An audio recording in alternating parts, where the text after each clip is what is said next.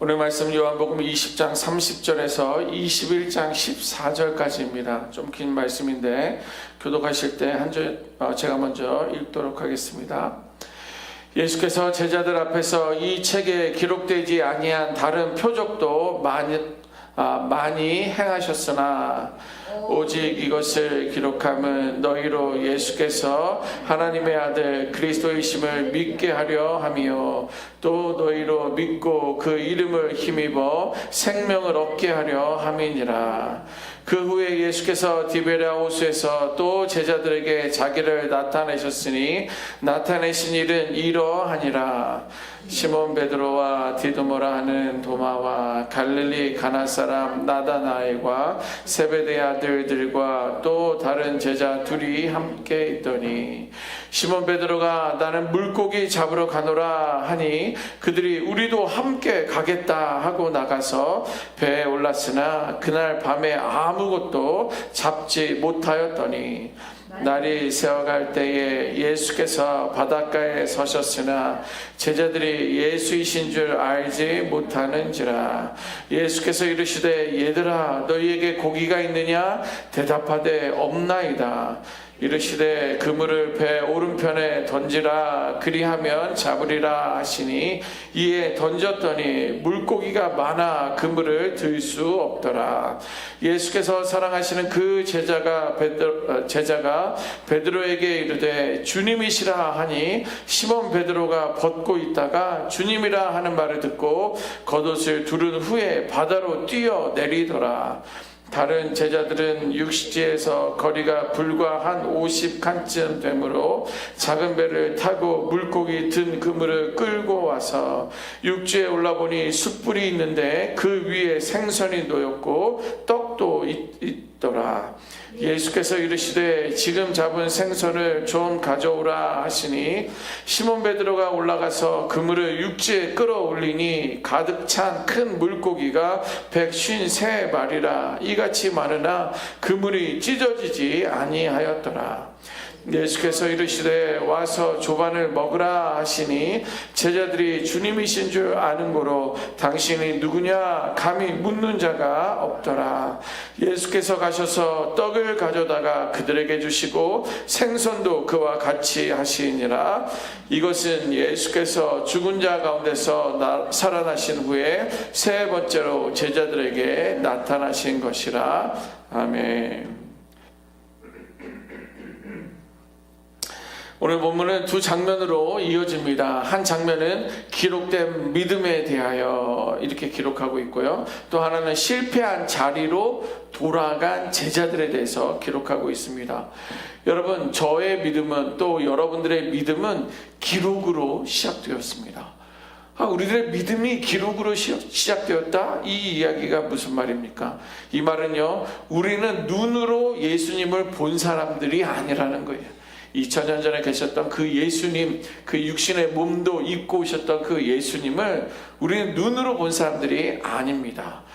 그래서 그러나 우리는 기록된 말씀을 통해 주님을 보고 주님을 믿는다라는 거예요. 그래서 우리의 믿음은요, 눈에 보이는 것이 아니라 말씀에 근거한 믿음이라는 것입니다. 그러나 오늘 우리들의 현실은 어떻습니까? 말씀은 들었고 은혜는 받았어요. 자, 그런데 삶은 여전히 우리들은 익숙한 자리로 돌아가고 싶어 한다라는 거예요. 그러면 왜 우리가 성경에 기록되어 있는 말씀을 분명히 믿지만 우리 안에는 두려움이 있어요. 많은 두려움들이 있습니다. 그리고 우리는 익숙한 것이 있어요. 저는 오른손잡이거든요. 한때는 어렸을 때 왼쪽에 기부스를 한 적이 있습니다. 오른쪽을 기부스를 했군요.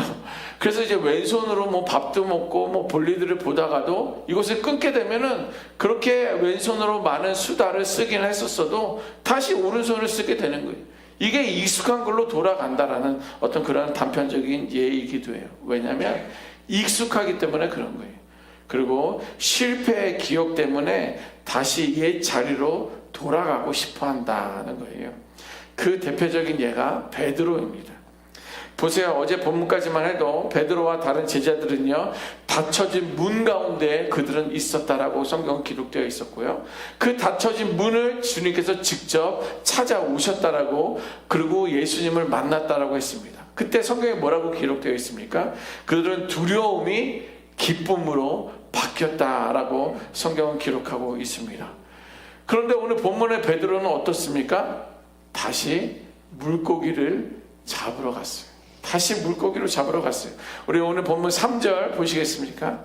같이 한번 읽어보도록 하겠습니다. 3절입니다. 시작. 시몬 베드로가 나는 물고기 잡으러 가노라 하니 그들이 우리도 함께 가겠다 하고 나가서 배에 올랐으나 그날 밤에 아무것도 잡지 못하였더니. 아멘.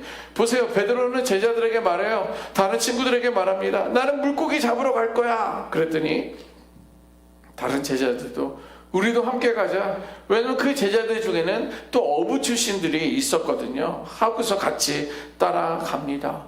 보세요. 이것이 바로 믿음이 말씀으로 시작되었지만, 예수 그리스도를 통하여 예수를 만남으로 시작되었지만, 삶은 여전히 흔들린다라는 거예요. 이유도 있었죠. 상황도 그러했겠죠. 그러나 우리는요, 익숙한 곳으로, 우리를 현재 상황이 흔들리기 때문에 돌아가고 있다는 거예요. 그래서 우리에게 다시 찾아오시는 주님이 필요합니다. 믿음은요, 기록된 말씀 위에 세워진다는 거예요. 오늘 본문에서 요한은 분명히 말하는 것은 뭐냐면, 많은 표적들이 있었다는 거예요. 많은 기적들이 있었지만 나는 그 일부만 기록했다라고 성경은 기록하고 있어요. 보세요. 30절, 31절 말씀인데요. 같이 한번 읽어보도록 하겠습니다. 30절, 31절. 시작. 예수께서 제자들 앞에서 이 책에 기록되지 아니한 다른 표적도 많이 행하셨으나 오직 이것을 기록함은 너희로 예수께서 하나님의 아들 그리스도이심을 믿게 하려 하며 또 너희로 믿고 그 이름을 힘입어 생명을 얻게 하려 함이니라. 아멘. 나는 많은 체험도 경험했고 보았는데 내가 이 많은 체험과 그런 상황들을 다 기록하지 않은 것은, 기록하면 너희들은 그 떡만 생각한다라는 거예요. 그 물고기로 몇천 명을 먹인 것만을 기억하고 생각한다라는 거예요. 그러나 그것보다도 오직 예수 그리스도 한 분만을 너희들로 하여금 믿게 하기 위해서 나는 일부만 기록했다라고 요한은 말하고 있어요. 요한이 성경의 일부만 기록한 이유가 예수께서 하나님의 아들이심을 믿게 하기 위해서 나는 일부만 기록했다라고 말씀하고 있어요. 여러분, 믿음은 경험이 축적되어서 생기는 것이 아니에요. 이런 기적도 체험하고 기적도 체험하고 기적도 체험하고 이것도 경험하면서 나의 믿음이 생기거나 믿음이 견고해지거나 세지는 것이 아니라는 거예요. 그래서 믿음은 이렇게 선택된 말씀, 성경에 기록되어 있는 말씀, 하나님께서 우리에게 주신 말씀을 붙들고 받아들일 때 믿음이 시작되고 생긴다라는 거예요. 그래서 요한도요, 오직 믿음을 위해 필요한 것만 나는 선택해서 기록했다라고 말씀하고 있습니다. 한마디로 저와 여러분들은요, 경험과 체험은 흔들릴 수 있어요. 그렇게 놀라운 일을, 기적을 내 삶 가운데서도 경험하고 있었지만, 그러한 체험은 흔들릴 수 있지만 성경에 기록된 하나님의 말씀은 저와 여러분들의 믿음을 굳건하게 세워주실 줄 믿습니다. 예를 들어 볼까요? 베드로는요, 경험이 많았어요. 그러나 무너진 사람입니다. 보세요. 베드로는 물 위를 걸어본 사람들이에요. 혹시 여러분도 여기서 물 위를 걸어본 분들 계십니까? 베드로는 물 위를 걸었던 사람이에요. 본인이 직접 파도치고 풍랑이 일어나는데, 그리고 변화산에서의 영광을 보았어요. 환하게 빛나는, 그리고 죽었던 선지자들이 일어나는 것들을 보았다라는 거예요. 또 수많은 기적의 현장에 직접 있었던 그 사람이 누구예요? 베드로예요. 그럼에도 불구하고요, 그는 결정적인 순간에 예수님을 3번 부인합니다. 그 한 번 부인한 것 때문에 그 꼬리표가 지금까지도 이어지고 있는데, 결국 어떻게 됐어요? 경험이 믿음을 끝까지 지켜주지 못한다라는 거예요. 그 예수님을 3번 부인한 것만 봐도 아는 거예요. 오늘 본문은 어떻게 돼요? 부활하신 예수님을 만났음에도 불구하고 나는 물고기 잡으러 갈 거야. 예, 물고기를 잡으러 다시 간 사람이에요.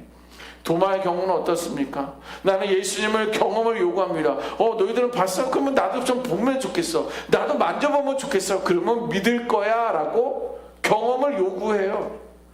이 말에 예수님이 등장하고 또 예수님이 만져보라고 하지 않습니까? 그때 주님이 하신 말씀이 보지 못하고 믿는 자들도 복되다. 어제 성경에 기록되어 있는 말씀 아닙니까? 이 말씀이 하신 이유가 도마를 향하여 말하는 거예요. 또 2000년이 지난 우리와 그 다음 세대를 향하여 주님이 말씀하시는 것은 너희들의 믿음의 기준은 경험이 아니다라는 거예요. 여러분, 이렇게 두 사람의 공통점은요, 경험으로는 믿음이 완성되지 않는다라는 것을 우리에게 보여주고 있는 거예요.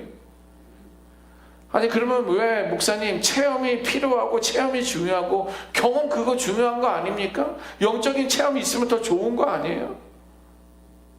네, 좋아요. 그러나 영적인 체험, 경험은요, 우리들의 믿음을 풍성하게 하는 거예요. 윤택하게 하는 거지, 우리들의 믿음을 시작하거나 믿음을 견고하게 만드는 것은 아니다라는 거예요. 그러니까 체험을 무시하지는 마세요. 예. 체험이 있으면 더 아름답고 더 복돼요. 자, 여러분들의 믿음은 오직 기록된 말씀을 통해서 세워진다라는 거예요. 여러분, 우리 주변에 신앙이 흔들리는 사람들을 한번 떠올려 보십시오. 믿음도 떠나고 신앙도 떠나고 교회를 떠난 사람들을 한번 떠올려 보십시오. 그들의 공통점이 무엇인지 아십니까? 그들이 경험이 부족해서도 아니에요. 신앙이 흔들리는 것도 아닙니다. 무엇 때문에요? 말씀에 근거하지 않았기 때문에 그런 거예요. 경험을 생각하면서 경험만 이야기하는 거예요. 판단을 내려버리는 거예요. 말씀에 근거하지 않아요. 그래서 그들은 떠나게 되는 거예요. 그래서 그들은 말씀을 통해 주님을 만나야 하는 거예요. 내 경험을 이야기해 줘봐야 다 알아. 나도 경험했어. 알았어. 라고 생각할 뿐이지, 성경에 기록되어 있는 말씀을 제시해야 돼요. 하나님께로 돌아오라. 아버지 집으로 돌아오라. 성경에 기록되어 있는 말씀을 그들은 들어가야지. 그렇지 않으면 지금 이 자리에 있지만 저와 여러분들도, 사람들은요, 옛자리로 돌아가고 싶어 한다는 거예요. 보세요. 부활을 경험한 제자들이 다시 갈릴리로 돌아갑니다. 제자들이 갈릴리로 돌아갔다는 말은요, 생계의 문제 때문에 돌아간 것이 아니에요. 그들의 정체성이 다시 옛사람으로 찾아가게 된 거예요. 여러분, 믿음의 실패가 어디에서 오는 것 같습니까? 과거로, 익숙한 곳으로 돌아가기 때문에 그런 거예요. 믿음의 실패가 여기에 있는 거예요. 베드로는 주님을 3번 부인한 이후에도 사도에 있었던 그 자리보다도 어부의 자리가 편하고 익숙했기 때문에 돌아간 거예요. 그래서 다시 배를 타기 시작한 거예요. 자, 그런데 배를 탔는데 뭐라고 기록하고 있습니까? 밤새 수고하였지만 아무것도 잡지 못했다는 거예요. 저도 몇 주 전에 배 한번 타지 않았습니까? 예, 그 배를 타면 어떤 물고기가 많이 잡힌다라는 그런 어떤 히스토리가 있는 배예요. 인터넷 찾아보면 모를 잘 잡는 배가 선장이 있어요. 물론 거기는 탐지기가 있어가지고 그걸 보면 뭐 찾아다녀요. 예. 그래서 많은 물고기, 우리 지난주 미역국도 먹지 않았습니까? 예. 그런데 뭐 여러분들, 베드로는 직업이 어부예요.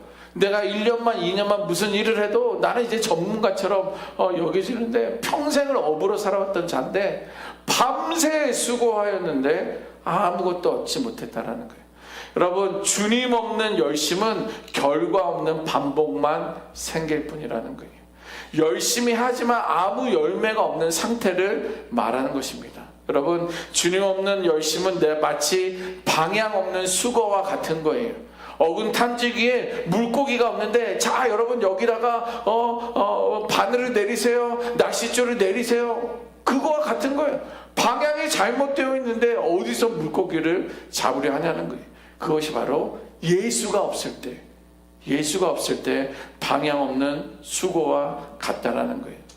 그럼 뭐예요? 더 열심히 수고하면 수고할수록, 아니 찌가 잘못됐나? 낚싯대를 더 다른 걸로 바꿔볼까? 낚시 바늘을 좀 바꿔봐야 되는 건가? 열심히 하면 할수록 지칠 뿐이에요. 그리고 더 반복하면 반복할수록 허무하기만 합니다. 결국 같은 자리만 맴돌게 되는 거예요. 그러면 지금 여러분들은 무엇에 열심히 합니까? 그 중심에 예수님이 계신지 질문을 한번 해보세요.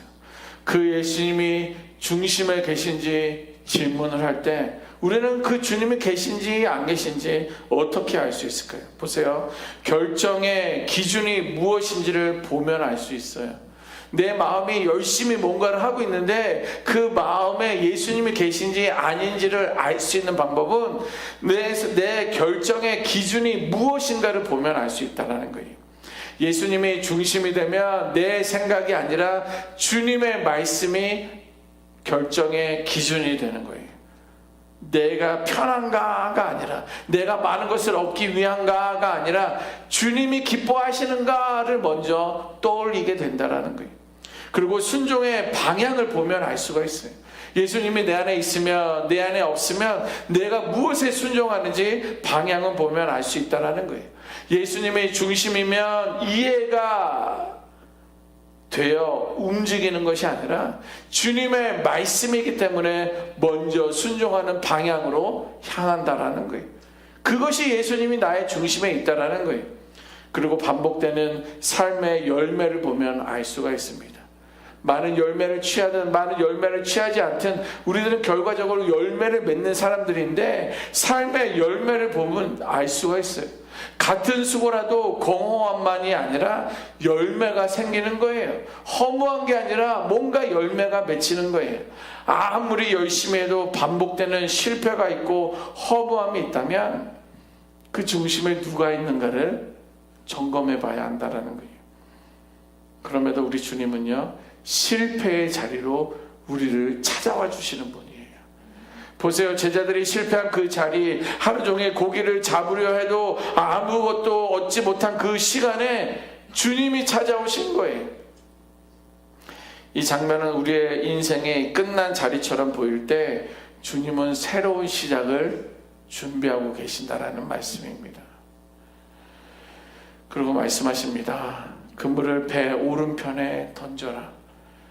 예수님은 직업이 뭐였어요? 목수였어요. 그런데 어부들에게 배 오른편에 물고기를 던져라, 아니 그물을 던져라 라고 말씀하세요. 말씀에 순종했을 때 그들은 주님의 능력을 경험하게 되었습니다. 여러분, 신앙은 두 가지 사이에 있습니다. 기록된 말씀이 이렇게 여기에 있고요, 또 반복되는 우리들의 실패가 이렇게 있습니다. 그 이 중간에 무엇이, 누가 있습니까? 예수님이 계신 거예요. 그 사이를 연결하시는 분이 우리를 찾아오시는 주님인 줄 믿습니다. 우리는 종종 과거로 돌아가려고 해요. 그래서 그런 우수한 말들도 많이 있지 않습니까? 라떼, 내 때는. 그래서 과거를 이야기해요.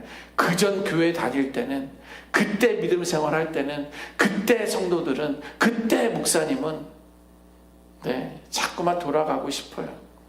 익숙한 자리로, 실패했던 방식으로 다시 옛 삶으로 돌아가려고 하지만, 그러나 예수님은 숨은 우리를 항상 찾아오시는 예수님인 줄 믿습니다. 그래서 우리는 예수 그리스도로 그것을 끊어야 돼요. 과거에 익숙했던 것, 과거에 나쁜 악습들인 것, 실패했던 것, 돌아가고 싶어하는 것, 안정되게 하려는 것, 이 모든 것들을 우리는 예수의 이름으로 끊어야 하는 거예요. 이것이 바로 복음이에요. 우리가 주님을 붙드는 것이 아니라 주님이 우리를 붙들고 계세요. 오늘 이 아침에도 주님이 오셔서 우리를 찾아오셔서 실패한 저희들을, 그렇게 애쓰고 노력하는 우리들을, 예수 없이 살려고 하는 사람들을 찾아오신다라는 거예요. 그렇게 우리를 찾아오시는 예수님을 신뢰하고 따르고 붙들 수 있는 우리 모두가 되시기를 주님의 이름으로 축원합니다. 아멘. 기도하겠습니다.